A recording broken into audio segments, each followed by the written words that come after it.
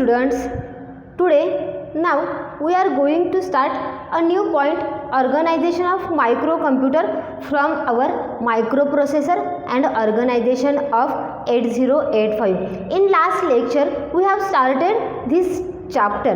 In last lecture we have discussed about the evolution of microprocessor 8085 or evolution of microprocessor. In last lecture आपण काय study केलं तर मायक्रोप्रोसेसरचं जे evolution आहे त्या मायक्रोप्रोसेसरचं इव्हॉल्युशन आपण तिथं डिस्कस केलं. त्यावेळेला मी तुम्हाला मायक्रोप्रोसेसरची डेफिनेशन सांगितली होती किंवा मायक्रोप्रोसेसर म्हणजे काय आहे व तर स्मॉल इंटिग्रेटेड चिप आहे की जी आपला कम्प्युटरचा जो CPU आहे त्याच्यामध्ये इन्सर्ट केलेली असते.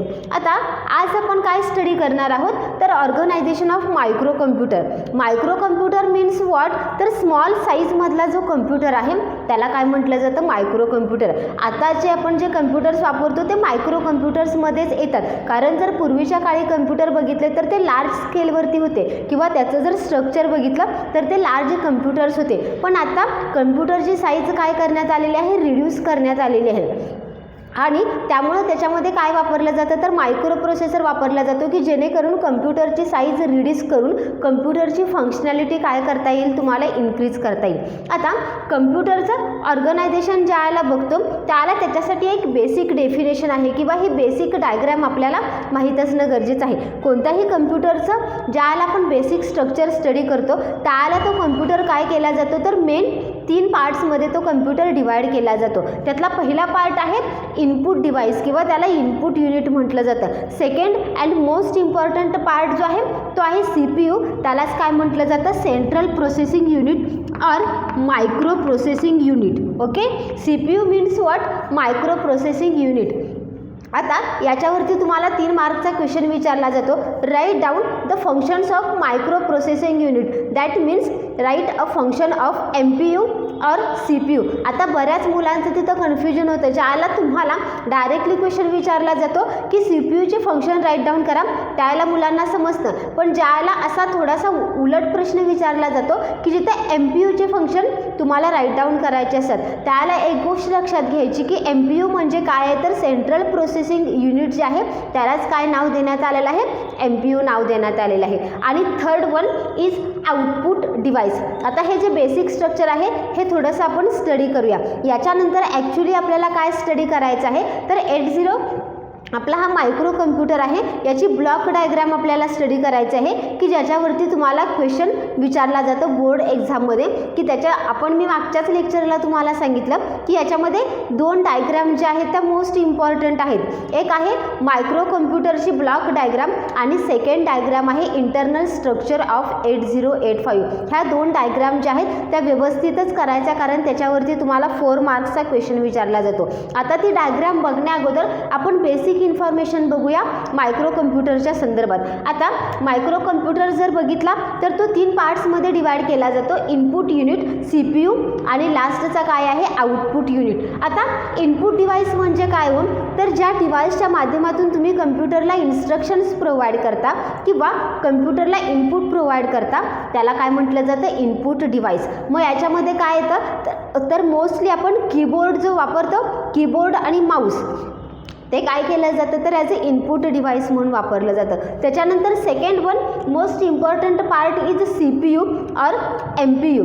आता सेंट्रल प्रोसेसिंग युनिट जे आहे ते सगळ्यात इम्पॉर्टंट आहे का, कारण ज्यावेळेला तुम्ही कम्प्युटरला इन्स्ट्रक्शन्स प्रोव्हाइड करता त्याला कम्प्युटर काय करत असतं त्याच्यावरती प्रोसेसिंग करत असतं, arithmetic and logical operations perform करत असतं आणि तुम्हाला रिझल्ट देत असतं. मग हे जे प्रोसेसिंग करत असतं त्याला हा जो CPU आहे तो परत मेन 3 पार्ट्समध्ये डिवाइड केला जातो. त्यातला पहिला जो पार्ट आहे तो आहे ALU. ALU मीन्स व्हॉट तर अरिथमॅटिक लॉजिकल युनिट. जे काही प्रोसेसिंग होतं किंवा जे काही अरिथमॅटिक आणि लॉजिकल ऑपरेशन्स परफॉर्म केले जातात ते कुठं परफॉर्म केले जातात तर ह्या ALUवरती.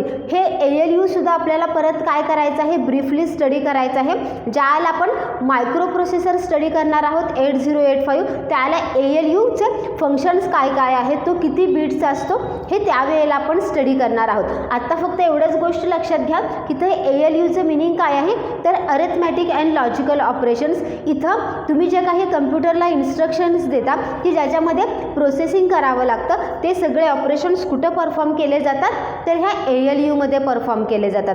After that memory unit. आता मेमरी युनिट जर पाहिलं तर मेमरी युनिट परत 2 पार्टमध्ये डिवाइड केलेलं आहे. एक आहे PM आणि दुसरा आहे DM. PM मीन्स व्हॉट तर program memory and DM means what data memory. आता प्रोग्राम मेमरी म्हणजे काय आणि डेटा मेमरी म्हणजे काय बघा. आता ज्यावेळेला तुम्ही कम्प्युटरला इन्स्ट्रक्शन्स प्रोव्हाइड करता त्यावेळेला त्या इन्स्ट्रक्शनसोबत काय प्रोव्हाइड केला तर डेटा प्रोव्हाइड केला जातो. मग ह्या ज्या इन्स्ट्रक्शन्स आहेत दिलेल्या कम्प्युटरला त्या प्रोग्राम मेमरीमध्ये सेव्ह केल्या जातात आणि जो काही तुम्ही डेटा त्याला प्रोव्हाइड करता, म्हणजे आपण फॉर एक्झाम्पल तुम्हाला सांगते, ज्याला आपण C++चे प्रोग्राम्स लिहितो त्याला त्याच्यामध्ये व्हेरिएबल्स डिक्लेरेशन करतो. ओके, आणि त्या व्हेरिएबलला व्हॅल्यूज देतो. ते व्हेरिएबल्स आणि त्याला दिलेल्या व्हॅल्यूज म्हणजे काय आहे हो तर त्या डेटा आला. आणि इन्स्ट्रक्शन्स म्हणजे काय तर Cout फंक्शन्स असतील किंवा Cin फंक्शन असेल किंवा वाईड मेन फंक्शन्स असतील, हे सगळं कशामध्ये येतं तर प्रोग्राम मेमरीमध्ये येतं. मग प्रोग्राम मेमरी आणि डेटा मेमरी या 2 पार्टमध्ये तुमची मेमरी कम्प्युटरची काय केली जाते डिवाइड केली जाते, किंवाच त्याला आपण काय म्हणू शकतो तर ROM and RAM. ROM means what तर रीड ओनली मेमरी. याच्यामध्ये प्रोग्राम्स काय केले जातात सेव्ह केले जातात. काही जे सिस्टीमशी रिलेटेड प्रोग्राम असतील, फॉर एक्झाम्पल ऑपरेटिंग सिस्टीमशी रिलेटेड जे काही प्रोग्राम्स असतील ते कुठं सेव्ह केले जातात प्रोग्राम मेमरीमध्ये सेव्ह केले जातात.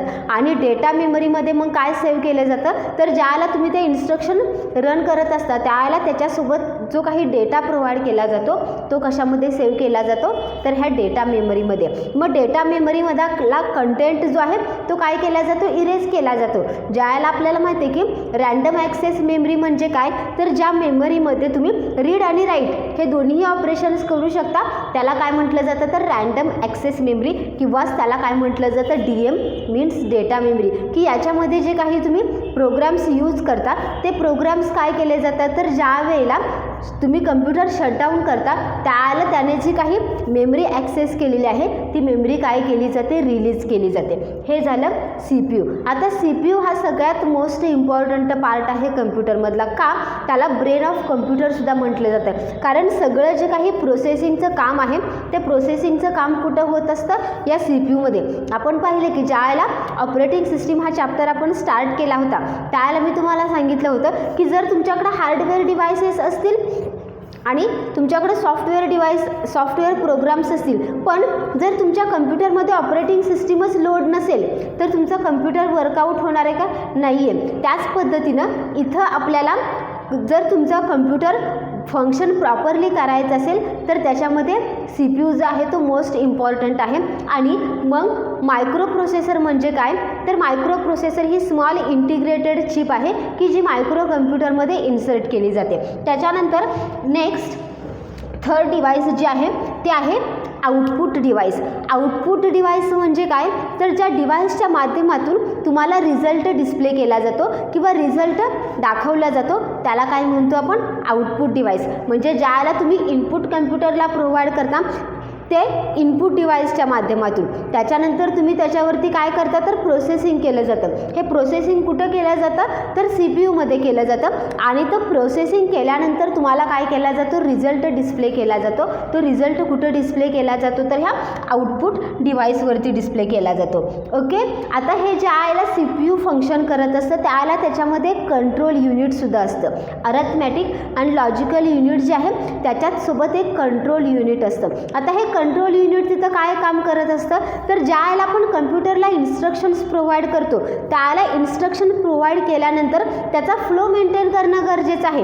म्हणजे ज्यावेळेला एका इन्स्ट्रक्शन्सवरती कम्प्युटर परफॉर्म करत असेल, म्हणजे CPU मध्ये एखादी इन्स्ट्रक्शनवरती काम सुरू आहे, त्याच वेळेला जर तुम्ही नवीन एखादी इन्स्ट्रक्शन त्याला देत असाल तर त्याचं जे पहिलं काम आहे ते पहिलं काम जोपर्यंत कंप्लीट होत नाही तोपर्यंत ते सेकंड इन्स्ट्रक्शन फॉलो करायला घेत नाही. मग हे कंट्रोल कंट्रोल करायचं काम कुणाचं असतं, तर याच्यामध्ये अजून एक युनिट असतं कंट्रोलिंग, की जो काय करत असतो, ज्यावेळेला तुमचा फ्लो ऑफ इन्स्ट्रक्शन असतो त्यावेळेला त्याला काय केलं जातं, मेंटेन केलं जातं. आणि CPU जर बिझी असेल तर त्या इन्स्ट्रक्शन्सला थोड्या वेळापुरतं थांबवून ठेवलं जातं आणि CPUमधून जसजशा इन्स्ट्रक्शन्स बाहेर पडतील तसतशा कंट्रोल युनिट काय करत असतं, तर ज्या काही इन्स्ट्रक्शन पेंडिंग राहिलेले आहेत किंवा ज्या इन्स्ट्रक्शन त्यांना स्टॉप केलेले आहेत त्याच्यातून एक एक इन्स्ट्रक्शन तो काय करत असतो, CPUला पोहोचवत असतो आणि त्यामुळं CPUची वर्क इफिशियन्सी काय होते, इन्क्रीज होत जाते.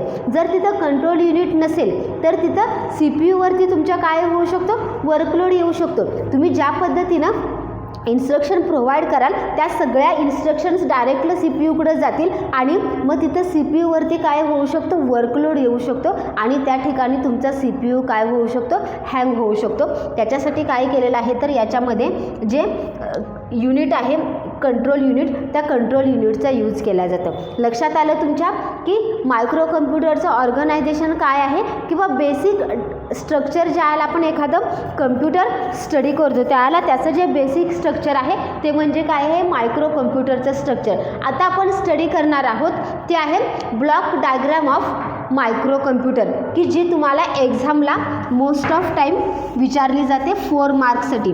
काही वेळेला ही डायग्राम विचारली जाते किंवा काही वेळेला याच्यामधले जे ब्लॉक्स आहेत ते ब्लॉक्सचे फंक्शन्स विचारले जातात. आत्ता जे आपण मेन 3 ब्लॉक्स बघितले त्याच टाईपमध्ये काय केलेलं आहे, याच्यामध्ये ब्लॉक्स डिवाइड केलेले आहेत.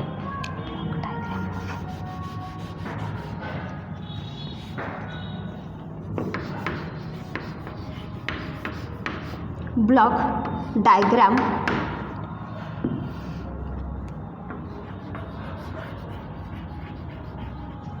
Of micro computer. आता मी इथं रफली ही डायग्राम ड्रॉ करत आहे. ज्यावेळेला तुम्हाला या नोट्स प्रोव्हाइड केल्या जातील त्यावेळेला त्या नोट्समध्ये तुम्हाला ॲक्युरेट जी डायग्राम आहे ती ॲक्युरेट डायग्राम त्याच्यामध्ये ड्रॉ केलेली आहे.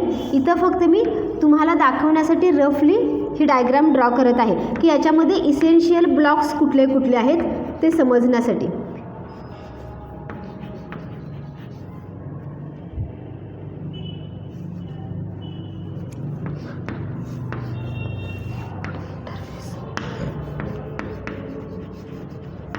आपण आता जी डायग्राम पाहिली त्याच डायग्रामच्या स्वरूपामध्ये ही डायग्राम आहे. फक्त इथं आपल्याला काय करायचं आहे तर आपल्याला डीपली ही डायग्राम स्टडी करायची आहे. म्हणजे जे आपण 3 युनिट्स पाहिले त्या 3 युनिट्स कसे वर्किंग केले जातात किंवा त्याच्यामध्ये अजून कोणकोणते युनिट्स आहेत ते इथं आपल्याला काय करायचे आहेत, स्टडी करायचे आहेत. आणि त्याच्यानुसार ही जी डायग्राम आहे ती 5 पार्ट्समध्ये काय केली जाते, नंतर डिवाइड केली जाते.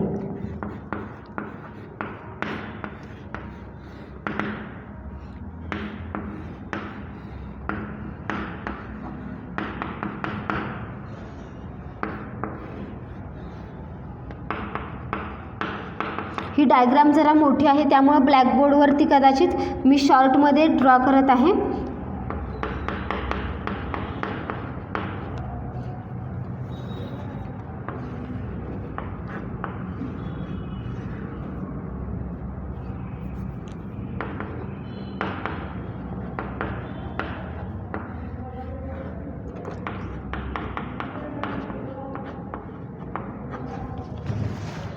डायग्राम क्लिअरफुली बघा. याच्यामध्ये कोणकोणते युनिट्स आहेत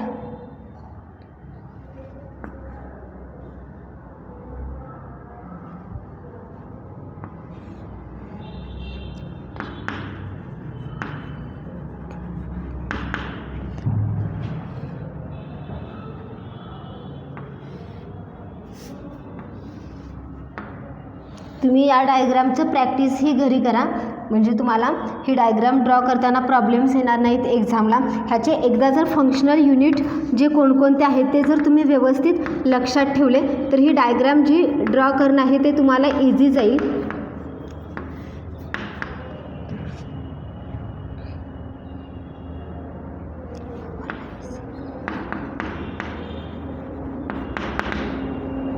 आपला CS2 पेपरमध्ये बऱ्याच ठिकाणी तुम्हाला काय करायचे आहेत तर डायग्राम्स ह्या ड्रॉ कराव्या लागणार आहेत.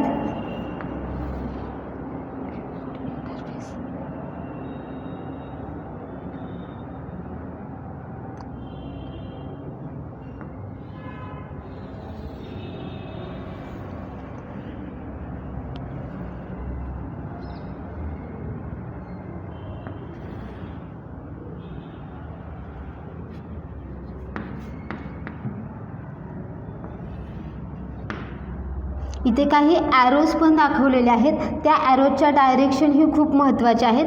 त्या ॲरोजवरनं हा ॲरो युनिडायरेक्शनल आहे का बाय डायरेक्शनल आहे हे महत्त्वाचं आहे, कारण युनिडायरेक्शनल ज्या वेळेला ॲरो दाखवले जात आहेत त्यावेळेला तिथं ॲड्रेस बस आहेत आणि ज्या वेळेला बाय डायरेक्शनल ॲरो दाखवला जात आहे त्यावेळेला तिथं काय असणार आहे तर डेटा बस असणार आहेत. आता ह्या बस म्हणजे काय तर आपण लास्ट इयरला एक चॅप्टर शिकलो होतो, पेरिफेरल डिव्हायसेस जो आपण चॅप्टर शिकलो होतो त्याच्यामध्ये आपण रॅम कम्प्युटरची जी काही मेमरीचे टाईप्स आहेत त्या मेमरीच्या टाईप्समध्ये आपण बसेस हा एक टाईप शिकलो होतो, बरोबर आहे. मग ह्या बसमध्ये कोणकोणत्या टाईप्सच्या बसेस असतात त्याच्यामध्ये बसची डेफिनेशन काय आहे ती बसची डेफिनेशनसुद्धा आपण काय केलेली होती स्टडी केली होती. आता इथं बस खूप महत्त्वाच्या आहेत.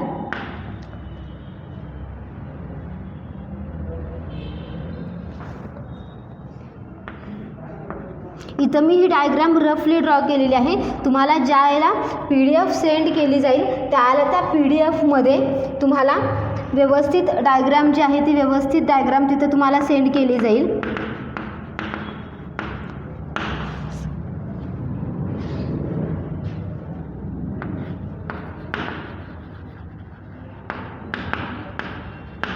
आता इकडे लक्ष द्या.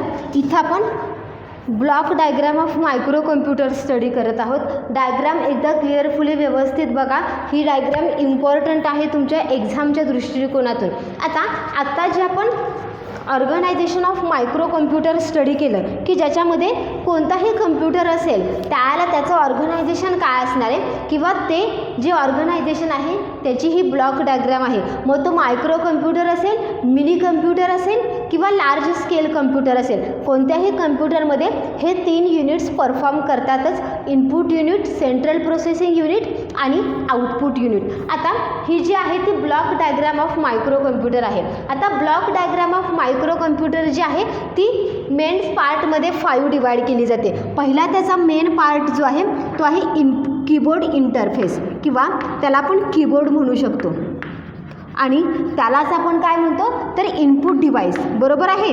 की जे आपण मगाशी ब्लॉक डायग्राम जी आहे मगाशी आपण कम्प्युटर ऑर्गनायझेशन मायक्रो कम्प्युटर त्याच्यामध्ये 3 पार्ट सांगितले त्याच्याशीच रिलेटेड आहे. ही जी आपली ब्लॉक डायग्राम आहे मायक्रो कम्प्युटरची ती मेन 5 पार्ट्समध्ये काय केली जाते डिवाइड केली जाते. पहिला पार्ट जो आहे तो कीबोर्ड इंटरफेस किंवा त्यालाच आपण कीबोर्ड म्हणू शकतो किंवा त्यालाच आपण इनपुट डिव्हाइस म्हणू शकतो. सेकंड जे मेन महत्त्वाचं आहे ते आहे CPU किंवा त्यालाच काय म्हटलं जातं MPU means micro processing unit. आता थर्ड वन जे आहे ते आहे ROM. ROM means what read only memory, त्यालाच काय म्हटलं जातं तर प्रोग्राम मेमरी. आणि फोर्थ वन जे आहे ती आहे RAM means random access memory, त्यालाच काय म्हटलं जातं तर डेटा मेमरी. त्याच्यानंतर आहे डिस्प्ले इंटरफेस मीन्स व्हॉट तर आउटपुट युनिट. डिस्प्ले म्हणजे काय हो की ज्याच्या माध्यमातून तुम्हाला काय केलं जातं आउटपुट डिस्प्ले केलं जातं त्याला काय म्हणतो आपण डिस्प्ले इंटरफेस.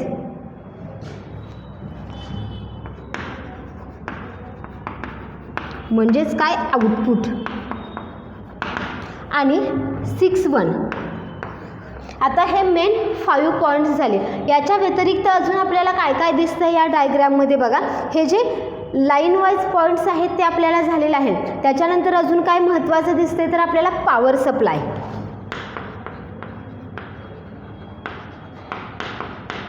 त्याच्यानंतर 7th काय दिसतंय आपल्याला तर data bus, address bus, clock आणि ॲड्रेस डिकोडर.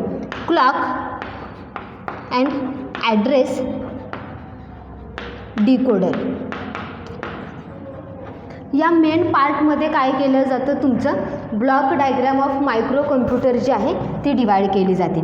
लक्षात आलं त्याचे मेन ब्लॉक कुठले कुठले आहेत किंवा ही डायग्राम जी आहे ती मेन किती पार्टमध्ये डिवाइड केली जाते तर मेन त्याचे 5 पार्ट्स आहेत. पहिला आहे कीबोर्ड किंवा त्याला आपण म्हणू शकतो कीबोर्ड इंटरफेस किंवा तेच काय आहे आपलं इनपुट युनिट आहे. सेकंड पार्ट जो आहे आपला तो आहे CPU, त्यालाच आपण काय म्हणणार आहोत तर सेंट्रल प्रोसेसिंग युनिट. तिसरं जे आहे ते आहे रॉम म्हणजेच काय तर प्रोग्राम मेमरी. आणि चौथं जे आहे ते आहे रॅम म्हणजेच काय आहे आपला रँडम ॲक्सेस मेमरी, की ज्याला आपण काय म्हणतो random access memory means what तर डेटा मेमरी. आणि पाचवं जे आहे ते आहे display unit that means display interface. 6 आहे पॉवर सप्लाय आणि 7th आहे clock, address decoder, data bus and address bus. आता हे जे ब्लॉक स्ट्रक्चर आहेत किंवा या प्रत्येकाचं आपण काय करणार आहोत फंक्शन बघणार आहोत. पहिला आपला आहे कीबोर्ड. आता कीबोर्ड कुठं आहे तर सगळ्यात टॉपमोस्ट जे आहे ते कीबोर्ड आहे. म्हणजे कम्प्युटरला ज्या काही तुम्ही इन्स्ट्रक्शन्स प्रोव्हाइड करता त्या इन्स्ट्रक्शन्स कशाच्या आधारे प्रोव्हाइड केल्या जातात तर कीबोर्डच्या आधारे. म्हणून त्याला आपण काय म्हणत असतो तर इनपुट युनिट म्हणत असतो. मग आता ज्या काही तुम्ही इन्स्ट्रक्शन्स प्रोव्हाइड करता त्या डायरेक्टली CPUकडे जात आहेत का हो नाही आहेत जात, तर त्या इन्स्ट्रक्शन्स काय केल्या जात आहेत पहिल्यांदा कीबोर्ड इंटरफेसकडे येत आहेत. आता आपल्याला तो कीबोर्ड इंटरफेस आपल्याला दिसतो का की कम्प्युटरमध्ये कुठं आहे नाही आहे. आपल्याला CPU दिसतो, आपल्याला कीबोर्ड दाखवला जातो, मॉनिटर दिसतं, हे सगळं आपल्याला दिसतं. पण कीबोर्ड इंटरफेस आपल्याला दिसतो का नाही दिसत. मग हा कीबोर्ड इंटरफेस कुठं अटॅच केला जातो तर कीबोर्डचे जे फंक्शन्स आहेत त्याच्यामध्येच काय केले जातात हे कीबोर्डचे फंक्शन ॲड केले जातात किंवा तिथंच तो इंटरफेस काय केला जातो अटॅच केला जातो. आता ह्या इंटरफेस महत्त्वाचा कशासाठी आहे बघा. जर तुमच्याकडे कीबोर्ड इंटरफेस नसेल असं आपण सपोज करूया, जर तुम्ही एखादी कम्प्युटरला इन्स्ट्रक्शन्स देत असाल ती जर डायरेक्टली जर CPUकडे जात असेल तर तिथं प्रॉब्लेम येऊ शकतो. का कारण युजरचं इनपुटचं स्पीड आणि मायक्रो प्रोसेसिंगचं प्रोसेसिंग स्पीड हे दोन्ही कसं आहे मिसमॅच आहे. बरोबर आहे ना. प्रोसेसिंगचं जे काम आहे ते सतत बॅकग्राऊंडला सुरू असतं. तुम्ही कम्प्युटरला एखादी इन्स्ट्रक्शन प्रोव्हाइड केली किंवा केली नाही तरी कम्प्युटरचं ज्याला तुम्ही कम्प्युटर ऑन करता त्याला ॲटोमॅटिकली त्याचं काय असतं प्रोसेसिंगचं काम स्टार्ट असते. मग कीबोर्ड इंटरफेस ॲड करण्यामागचं कारण काय आहे तर मायक्रो प्रोसेसिंगचं युनिट हे कसं आहे त्याचं स्पीड आणि युजर ज्याला इन्स्ट्रक्शन्स प्रोव्हाइड करतो त्याचं स्पीड कसं आहे मिसमॅच आहे. मग ते स्पीड जे आहे ते मेंटेन करण्यासाठी काय केला जातो कीबोर्ड इंटरफेस वापरला जातो. हा कीबोर्ड इंटरफेस म्हणजे काय तर it act as a stack. आपण एखादा तिथं काय म्हणू शकतो तर स्टोरेज डिव्हाइस आहे. ज्याला तुम्ही कम्प्युटरला इन्स्ट्रक्शन्स प्रोव्हाइड करता त्यावेळेला कम्प्युटरचा जो CPU आहे किंवा MPU आहे तो बिझी असणार आहे त्याचं वर्क परफॉर्म करण्यामध्ये. मग जोपर्यंत तो रिलीज होत नाही किंवा जोपर्यंत त्याच्याकडं जे काही इन्स्ट्रक्शनचं काम सुरू आहे ते संपत नाही तोपर्यंत तुमची इन्स्ट्रक्शन जी आहे ती कुठं स्टोअर केली जाते कीबोर्ड इंटरफेसमध्ये स्टोअर केली जाते. आणि मग ज्या वेळेला CPU त्याचं करंट प्रोसेसिंगचं काम संपेल त्याला नवीन इन्स्ट्रक्शन कुठून येते तर कीबोर्ड इंटरफेसमधून काय केली जाते त्याला नवीन इन्स्ट्रक्शन प्रोव्हाइड केली जाते. म्हणजे तिथं काय केल्या जातात तर इन्स्ट्रक्शन स्टोअर केल्या जातात. मग याच्यासाठी तिथं काय केलं जातं तर इंटरप्ट सिग्नलचा यूज केला जातो. इंटरप्ट सिग्नल म्हणजे आपल्याला माहिती आहे की इंटरप्टची डेफिनेशन काय आहे तर ज्या वेळेला मायक्रो प्रोसेसरचं नॉर्मल एक्झिक्युशन सुरू असतं त्यावेळेला ते नॉर्मल एक्झिक्युशन जर तुम्हाला सस्पेंड करायचं असेल किंवा ते मध्येच थांबवायचं असेल तर तिथं जो सिग्नल दिला जातो त्याला काय म्हटलं जातं इंटरप्ट सिग्नल. म्हणजे बऱ्याच वेळेला आपण एखादं सॉफ्टवेअर इन्स्टॉलेशनला लावले किंवा काहीतरी डाउनलोडिंगला लावले कम्प्युटरवरती त्याला आपण काय करत असतो तर दुसरी एखादी विंडो ओपन करत असतो किंवा आपण दुसरं वर्क परफॉर्म करत असतो आणि मायक्रो प्रोसेसर युनिट जे आहे त्याला अजून इन्स्ट्रक्शन प्रोव्हाइड करत असतं. मग त्यावेळेला ते काय करतं हो तर बॅकग्राऊंडला ते इन्स्टॉलिंगचं काम सुरू असतं प्लस तुम्ही ज्या इन्स्ट्रक्शन्स परफॉर्म केलेले आहेत किंवा दिलेले आहेत त्याच्यावरती ते जम्प करतं आणि त्या इन्स्ट्रक्शन्स काय करतं परफॉर्म करतं आणि तुम्हाला त्याचा रिझल्ट देतो. ही जी प्रोसेस आहे ती प्रोसेस कशामुळे पॉसिबल झालेली आहे तर ह्या इंटरप्ट सिग्नलमुळे पॉसिबल झालेली आहे. त्यामुळं आपण ज्या ज्या वेळेला कम्प्युटरला इन्स्ट्रक्शन्स देतो त्या वेळेला कम्प्युटर लगेच आपल्याला त्याचं आउटपुट देत असतं कारण तिथं काय केलं जातं तर त्या टाईपचे इंटरप्ट सिग्नल्स दिले जातात कुणाला तर CPUला. लक्षात आलं. पहिलं युनिट काय आहे तर कीबोर्ड किंवा कीबोर्ड इंटरफेस. कीबोर्ड इंटरफेसचं फंक्शन काय आहे तर याचा यूज करून तुम्ही कम्प्युटरला इन्स्ट्रक्शन्स प्रोव्हाइड करू शकता.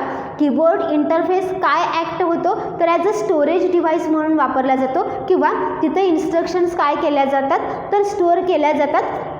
टेम्पररी काळापुरत्या, कारण CPU सतत कशामध्ये बिझी असतो तर इन्स्ट्रक्शन परफॉर्म करण्यामध्ये. मग जोपर्यंत CPU ना हातामध्ये घेतलेली इन्स्ट्रक्शन कंप्लीट होत नाही तोपर्यंत इन्स्ट्रक्शन कीबोर्ड इंटरफेसमध्ये स्टोअर केली जाते आणि त्याने जी काही इन्स्ट्रक्शन सुरू आहे त्याचं जर काम कंप्लीट झालं की त्याच्यानंतर याच्यामधली इन्स्ट्रक्शन CPUला काय केली जाते, प्रोव्हाइड केली जाते. अजून एक याचं फंक्शन काय आहे तर या दोन्हींचं स्पीड जे आहे म्हणजे युजर इन्स्ट्रक्शन प्रोव्हाइड करतो त्याचं स्पीड आणि मायक्रो प्रोसेसरचं स्पीड हे दोन्हीही मॅच करण्यासाठी काय केला जातो तर ह्या कीबोर्ड इंटरफेसचा यूज केला जातो. आणि अजून काय तर जे काही इंटरप्ट सिग्नल तयार केले जातात ते इंटरप्ट सिग्नल कोण पाठवतं तर कीबोर्ड इंटरफेसद्वारे कुणाला पाठवले जातात, मायक्रो प्रोसेसर युनिटला पाठवले जातात.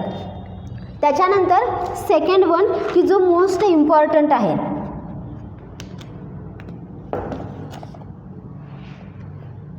CPU. आता CPUचा फुल फॉर्म काय आहे तर सेंट्रल प्रोसेसिंग युनिट किंवाच त्याला काय म्हटलेलं आहे MPU म्हणजेच मायक्रो प्रोसेसर युनिट. याच्यावरती तुम्हाला 3 मार्क्सचा क्वेश्चन विचारला जातो एक्झाममध्ये की write down the functions of CPU. आता ज्यावेळेला तुम्हाला फंक्शन्स ऑफ CPU विचारले जातात त्यावेळेला तिथं फक्त तुम्हाला CPUचेच फंक्शन मेन्शन करायचे आहेत, बाकीचे जे काही युनिट्स आहेत त्याचे फंक्शन तिथं मेन्शन करायचे नाही आहेत. आता CPU थर्ड ब्लॉक आहे याच्यामधला, पहिला कीबोर्ड इंटरफेस आणि थर्ड वन काय आहे आपला सेंट्रल प्रोसेसिंग युनिट. आता सेंट्रल प्रोसेसिंग युनिटला क्लॉक कोण प्रोव्हाइड करत असतं बघा. क्लॉक हा सगळ्यात मोस्ट इम्पॉर्टंट पार्ट आहे CPU मधला. आपण तुमच्या जर लक्षात असेल तर लास्ट इयरला आपण CPUचे फंक्शन्स पाहिले होते, त्याला त्या CPUच्या फंक्शन्समध्ये काय पाहिलं होतं तर क्लॉक फ्रिक्वेन्सी पाहिलं होतं. क्लॉक फ्रिक्वेन्सी म्हणजे काय हो तर ज्यावेळेला तुम्ही कम्प्युटरला एखादी इन्स्ट्रक्शन प्रोव्हाइड करता त्याला ती किती टाईममध्ये CPU परफॉर्म करतं किंवा तिचा रिझल्ट जो आहे तो किती टाईममध्ये दिला जातो त्याला काय म्हटलं जातं क्लॉक फ्रिक्वेन्सी. कोणतीही इन्स्ट्रक्शन्स परफॉर्म करण्यासाठी किंवा कंप्लीट करण्यासाठी CPUला जो टाईम पिरियड लागतो त्याला काय म्हटलं जातं क्लॉक फ्रिक्वेन्सी. मग ही क्लॉक फ्रिक्वेन्सी कशावरती डिपेंड आहे तर ज्या टाईपचं तुमचं मायक्रो प्रोसेसर आहे म्हणजे त्याच्या साईजवरती त्याची काय असते क्लॉक फ्रिक्वेन्सी डिपेंड असेल. 8 बीटचा मायक्रो प्रोसेसर आहे, 16 बीटचा आहे, 32 बीटचा आहे का 64 बीटचा आहे. जेवढ्या साईज त्याची जास्त असणार आहे तेवढी त्याची काय असणार आहे क्लॉक फ्रिक्वेन्सी जास्त असणार आहे, म्हणजेच त्याची प्रोसेसिंग स्पीड जे आहे ते प्रोसेसिंग स्पीड जास्त असणार आहे. आता आपण बघत आहोत CPU. आता CPUला काय म्हटलं जातं तर ब्रेन ऑफ कम्प्युटर म्हटलं जातं. आता brain of computer means what तर जे काही प्रोसेसिंगचं काम केलं जातं म्हणजेच अरिथमॅटिक ऑपरेशन्स असतील किंवा लॉजिकल ऑपरेशन्स असतील याचं जे काही फंक्शनिंग आहे किंवा याचं जे काम आहे ते मोस्टली कुठं केलं जातं तर ह्या CPUमध्ये केलं जातं, म्हणून त्याला काय म्हटलं जातं तर ब्रेन ऑफ कम्प्युटर. आता याच्यामध्ये मेन 3 फंक्शन्स आहेत CPU परफॉर्म करतं ते. त्यातलं पहिलं फंक्शन बघा, it accepts information in digital format. आता accept information in digital formats means what तर कम्प्युटरला ज्याला तुम्ही इन्स्ट्रक्शन्स प्रोव्हाइड करता त्या कीबोर्डच्या आधारे प्रोव्हाइड करता. त्या इन्स्ट्रक्शन्स कशा असतात हो तर ह्युमन रिडेबल फॉर्मॅटमध्ये म्हणजेच काय तर डिजिटल फॉर्मॅटमध्ये की ज्या इन्स्ट्रक्शन्स आपण रीड करू शकू अशाच इन्स्ट्रक्शन आपण त्याला प्रोव्हाइड करतो. मग त्याच्यासाठी लँग्वेज मे बी डिफरंट असेल. काही लोक इन्स्ट्रक्शनसाठी इंग्लिश लँग्वेजचा यूज करतील, काही लोक इन्स्ट्रक्शनसाठी हिंदी लँग्वेजचा यूज करतील किंवा अदर लँग्वेजचा यूज करतील. पण अशाच लँग्वेजमध्ये आपण त्याला इन्स्ट्रक्शन्स प्रोव्हाइड करणार आहे की जी लँग्वेज आपण रीड करू शकू आणि राईट करू शकू. बरोबर आहे, म्हणजेच त्या इन्स्ट्रक्शन्स ज्या कशा असणार आहेत ह्युमन रिडेबल फॉर्मॅटमध्ये किंवा डिजिटल फॉर्मॅटमध्ये. आता नेक्स्ट फंक्शन काय आहे तर CPUचं सेकंड फंक्शन आहे it accepts data and process it. तो काय करत असतो तर जो काही तुम्ही युजर इन्स्ट्रक्शन्स प्रोव्हाइड करतो तो ते ॲक्सेप्ट करतो, त्याच्यावरती प्रोसेसिंग करतो.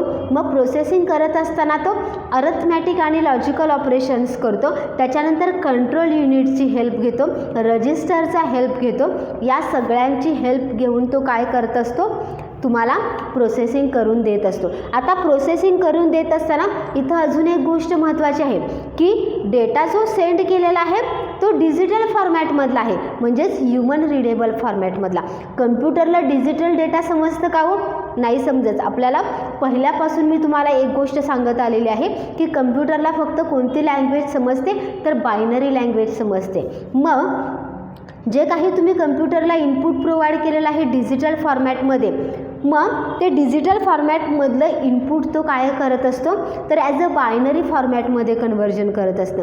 हे सगळं कन्व्हर्जन कुठं होत असतं, तर ह्या CPUमध्येच होत असतं. मग तुम्ही जो त्याला बायनरी डिजिटल फॉर्मॅटमधला डेटा दिलेला आहे त्याचं तो कन्व्हर्जन बायनरीमध्ये करतो. त्याच्यानंतर मग तो काय करत असतो, त्याच्यावरती ऑपरेशन्स परफॉर्म करत असतो आणि त्याचा रिझल्ट तयार करत असतो. मग हे करत असताना तो जो काही रिझल्ट तयार होणार आहे तो रिझल्टसुद्धा कसा असणार आहे, तर बायनरी फॉर्मॅटमध्येच असणार आहे. मग तो बायनरी फॉर्मॅटमधला रिझल्ट त्याने जर आपल्याला सेंड केला आहे असा, तर तो आपण रीड करू शकू का हो, नाही रीड करू शकणार. कारण त्याच्यामध्ये फक्त 0 आणि 1च असणार आहेत किंवा त्याच्यामध्ये काही कोड लँग्वेजेस असणार आहेत, काही कोड वर्ड्स असणार आहेत की जे आपल्याला अंडरस्टँडिंगसाठी इझी नाही आहेत. मग हे झालं त्याचं सेकंड फंक्शन. सेकंडमध्ये काय सांगितलं आपण की तो प्रोसेसिंग करत असतो. मग थर्ड फंक्शन काय आहे CPUचं, तर तो जो काही प्रोसेसिंग केलेला डेटा आहे तो आपल्याला काय करत असतो, तर डिस्प्ले करत असतो किंवा दाखवत असतो ॲज अ आउटपुट युनिटच्या माध्यमातून. मग जर प्रोसेसिंग केलेला आपण डेटा पाहिला तर प्रोसेसिंग केलेला डेटा जो आहे तो आहे बायनरी फॉर्मॅटमध्ये. मग त्याचं कन्व्हर्जन तो परत कशामध्ये करत असतो, तर प्लेन टेक्स्टमध्ये किंवा ह्युमन रिडेबल फॉर्मॅटमध्ये करत असतं की जेणेकरून आपण तो डेटा रीड करू शकू. मग ते कन्व्हर्जन झाल्यानंतर मग तिसरं फंक्शन काय आहे, तर डिस्प्ले द प्रोसेसिंग रिझल्ट. जो काही रिझल्ट तयार होतो तो रिझल्ट आपल्याला काय करत असतो, तो दाखवत असतो. हे 3 मेन फंक्शन्स कोणाचे आहेत, CPUचे आहेत. त्याच्या व्यतिरिक्त अजून त्याचे फंक्शन्स आहेत की त्याच्यामध्ये कंट्रोल युनिट आहे की जे कंट्रोलिंगचं काम करत असतं. त्याच्यानंतर रजिस्टर्स आहेत की ज्याचा तो यूज करत असतं. त्याची क्लॉक फ्रिक्वेन्सी जी आहे त्या क्लॉक फ्रिक्वेन्सीचा यूज केला जातो आणि प्रोसेसिंग काय केलं जातं, इन्क्रीज केलं जातं. पण मेन 3 हे फंक्शन्स तुम्हाला माहीत असणं गरजेचं आहे की तो काय करत असतो, डेटा ॲक्सेप्ट करत असतो. सेकंड वन काय करत असतो, तर ॲक्सेप्ट केलेल्या डेटावरती तो प्रोसेसिंग करत असतो, अर्थमॅटिक आणि लॉजिकल ऑपरेशन्स करत असतो. आणि तिसरं फंक्शन काय आहे, तर प्रोसीड केलेला डेटा तुम्हाला काय करत असतो, तर डिस्प्ले करत असतो. त्याच्यानंतर थर्ड वन मेन की जी आहे प्रोग्राम मेमरी किंवा त्यालाच काय म्हटलं जातं, रॉम. म्हणजेच काय, तर रीड ओनली मेमरी. आता प्रोग्राम मेमरी किंवा रीड ओनली मेमरी काय फंक्शन करते ते बघूया आपण. आता प्रोग्राम मेमरीमध्ये काय केलं जातं, तर ज्या वेळेला तुम्ही कम्प्युटरला इन्स्ट्रक्शन्स प्रोव्हाइड करता त्यावेळेला त्या इन्स्ट्रक्शन्समध्ये काही प्रोग्राम्स असतात आणि काही डेटा असतात. मग ह्या प्रोग्राम मेमरीमध्ये काय केलं जातं, ह्या रॉममध्ये तुमचे जे काही मॉनिटर प्रोग्राम असतात की जे मेमरी ॲक्सेस करत असतात ते सगळे प्रोग्राम्स कुठं केले जातात, तर ह्या रॉममध्ये स्टोअर केले जातात किंवा त्यांना काय म्हटलं जातं, तर फिक्स मेमरी प्रोग्राम्स असंही म्हटलं जातं. म्हणजे त्यांनी ॲक्सेस केलेली जी काही मेमरी आहे ती मेमरी त्यांना अलाव केली जाते. ज्यावेळेला तुम्ही पॉवर शट ऑफ करता त्यावेळेला त्याने ॲक्सेस केलेली मेमरी ही रिलीज केली जात नाही.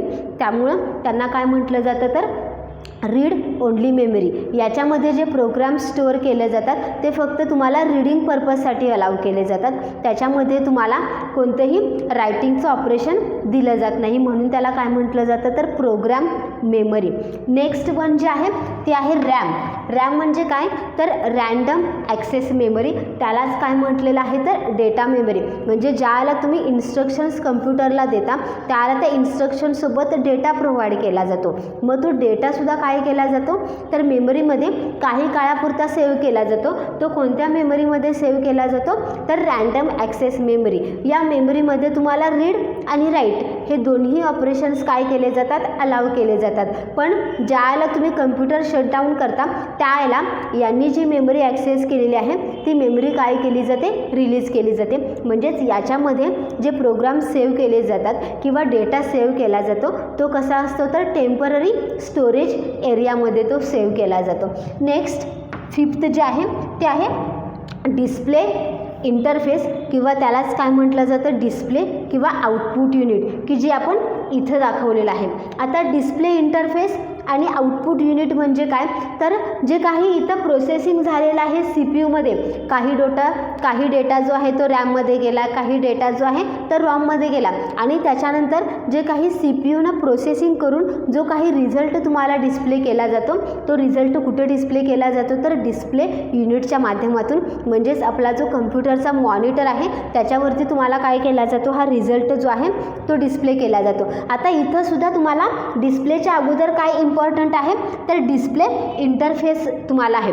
आता ज्या पद्धतीनं कीबोर्ड इंटरफेस आहे की ज्याच्यामध्ये काय केलं जातं, तर डेटा स्टोअर केला जातो किंवा ज्या काही तुम्ही इन्स्ट्रक्शन्स प्रोव्हाइड करता त्या काही काळापुरते इथं कीबोर्ड इंटरफेसमध्ये स्टोअर केल्या जातात. कारण CPU सतत कशामध्ये बिझी आहे, तर त्याचे इन्स्ट्रक्शन्स परफॉर्म करण्यामध्ये. मग इथं सुद्धा काय आहे, डिस्प्ले इंटरफेस आहे. मग ज्या पद्धतीने तुम्ही इन्स्ट्रक्शन्स त्याला देत असता त्याच पद्धतीने तो आउटपुट परफॉर्म करत असतो. मग सगळीच जर आउटपुट तुम्हाला ॲट अ टाईम दाखवली तर त्याचं काम वाढणार आहे किंवा तुम्हीही कन्फ्यूज होणार आहे. मग इथं डिस्प्ले इंटरफेसमध्ये सुद्धा सेम याच्यासारखंच फंक्शन केलं जातं. जे काही प्रोसेसिंग झालेलं आहे ते सगळं ह्या डिस्प्ले इंटरफेसमध्ये स्टोअर केलं जातं आणि एक एक आउटपुट तुम्हाला काय केलं जातं, तर डिस्प्ले केलं जातं किंवा इथं तुमचं त्याचं कन्व्हर्जन जे आहे बायनरीचं डिजिटल फॉर्मॅटमध्ये ते सुद्धा कुठं केलं जातं, तर ह्या डिस्प्ले इंटरफेसमध्ये. आणि नंतर तुम्हाला काय केला जातो, तो रिझल्ट मॉनिटरमध्ये ॲज अ 7 सेगमेंट LED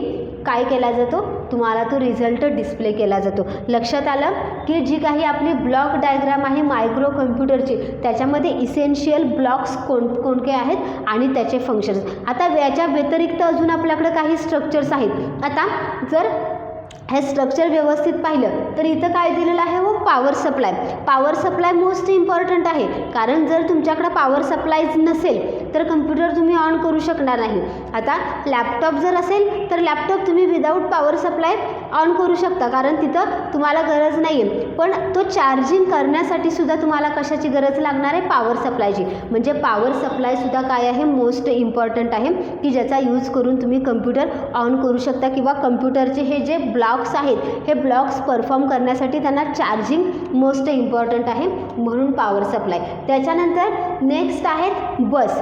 आता इथं 3 टाईप्सच्या बसेस यूज केलेल्या आहेत. एक आहे डेटा बस, एक आहे ॲड्रेस बस आणि तिसरी आहे कंट्रोल बस. बस म्हणजे काय आहे, तर लाईन्स आहेत, ज्या पद्धतीनं इलेक्ट्रिसिटी लाईन्स आहेत की ज्याचं काम काय असतं, तर करंट फ्लो करणं हे त्याचं काम असतं. पण कम्प्युटरमध्ये ज्या बस वापरल्या जातात त्या मोस्टली कशासाठी वापरल्या जातात, तर डेटा बस म्हणजे काय, तर त्याच्यातून प्रोग्रामसाठी लागणारा डेटा काय केला जातो, फ्लो केला जातो. ॲड्रेस बस म्हणजे काय, तर त्याच्यावरती ॲड्रेस कॅरी केला जातो. आणि कंट्रोल बसचं काम काय असतं, तर कंट्रोलिंगचं काम असतं. इथं जे क्लॉक पल्सेस दिले जातात किंवा CPUकडनं जे काही ऑपरेशन्स परफॉर्म केले जातात त्याच्यावरती तिथं कंट्रोल युनिट एक असतं की ज्याच्यामध्ये कंट्रोल सिग्नल्स जनरेट केले जातात. मग हे कंट्रोल सिग्नल कॅरी करण्याचं काम कुणाचं असतं, तर कंट्रोल बस असतात. इथं बस म्हणजे थोडक्यात काय आपण म्हणू शकतो, तर लाईन्स म्हणू शकतो. ज्या पद्धतीने इलेक्ट्रिसिटीच्या लाईन्स असतात त्याच पद्धतीने इथं ज्या लाईन्स दाखवलेल्या आहेत कनेक्शनसाठी त्या काय आहेत, डेटा बस किंवा ॲड्रेस बस. अजून आपल्याला याच्यामध्ये काय दिसते, तर इथं ॲड्रेस डिकोडर दिसते. आता ॲड्रेस डिकोडर म्हणजे काय, तर ज्या वेळेला हा डेटा प्रोव्हाइड केला जातो त्याला डेटा कुठून आलेला आहे किंवा कुठं पोचवायचा आहे त्याच्यासाठी तिथं ॲड्रेस महत्त्वाचा असतो. मग हे ॲड्रेस जो आहे तो डिकोड करण्याचं काम कोणाचं असतं, तर ह्या ॲड्रेस डिकोडरचं असतं. आणि याच्यामध्ये अजून एक दिसते ते आहे क्लॉक. क्लॉक म्हणजे काय, तर जे काही तुम्ही इन्स्ट्रक्शन्स प्रोव्हाइड करता त्या इन्स्ट्रक्शनसाठी किती टाईम दिला पाहिजे किंवा तिथं काय केला जातो, क्लॉक स्पीड मेंटेन केलं जातं. तेवढ्या काळातच ती इन्स्ट्रक्शन्स काय केली जाते, कंप्लीट केली जाते. त्याच्यासाठी त्याची क्लॉक फ्रिक्वेन्सी जी आहे ती क्लॉक फ्रिक्वेन्सीसुद्धा खूप महत्त्वाची आहे. कारण कम्प्युटरचं जे सर्किट आहे किंवा CPUचं जे फंक्शन आहे ते कशावरती डिपेंड असतं, तर त्याच्या क्लॉक फ्रिक्वेन्सीवरती. जेवढी त्याची क्लॉक फ्रिक्वेन्सी जास्त असणार आहे तेवढा तुमचा कम्प्युटर काय होणार आहे, त्याची जी काही कपॅसिटी आहे किंवा प्रोसेसिंग स्पीड कसं असणार आहे, जास्त असणार आहे. लक्षात आलं तुमच्या की आजच्या लेक्चरमध्ये आपण काय पाहिलं, तर block diagram of micro computer जी आहे ती block diagram of micro computer तुम्ही स्टडी केली. आत्ता तुम्ही याचा एक स्क्रीनशॉट काढून घ्या आणि रफली ही डायग्राम ड्रॉ करण्याचा प्रयत्न करा. याचे जे ब्लॉक्स आहेत ते एकमेकांना कनेक्टेड कसे केलेले आहेत बघा. CPU पासून कीबोर्ड हा डायरेक्ट कीबोर्ड इंटरफेसला अटॅच केलेला आहे, पण हे सगळे ब्लॉक्स कुणाच्या आधारे एकमेकांना कनेक्ट केलेले आहेत, तर ह्या ज्या लाईन्स दिसत आहेत ह्या लाईन्सच्या म्हणजे पॉवर सप्लायच्या लाईन्स आणि डेटा बस आणि आपले ॲड्रेस बस याच्या थ्रू काय केलेले आहेत, हे सगळे ब्लॉक्स एकमेकांना कनेक्ट केलेले आहेत. हा पॉईंट जो आहे तो तुमच्या एक्झामच्या दृष्टीनं खूप इम्पॉर्टंट आहे, त्यामुळे हे व्यवस्थित स्टडी करा. जर तुम्हाला याच्याबद्दल काही डाऊट्स असतील तर हे सेशन जे आहे ते तुम्ही रिपीट करून काय करू शकता, ऐकू शकता, की जेणेकरून याच्या प्रत्येक ब्लॉकचं फंक्शन तुम्हाला काय झालं पाहिजे, इथं क्लिअर झालं पाहिजे. आजचं जे लेक्चर आहे ते आजचं लेक्चर आपण इथंच स्टॉप करत आहोत. Goodbye, have a nice day.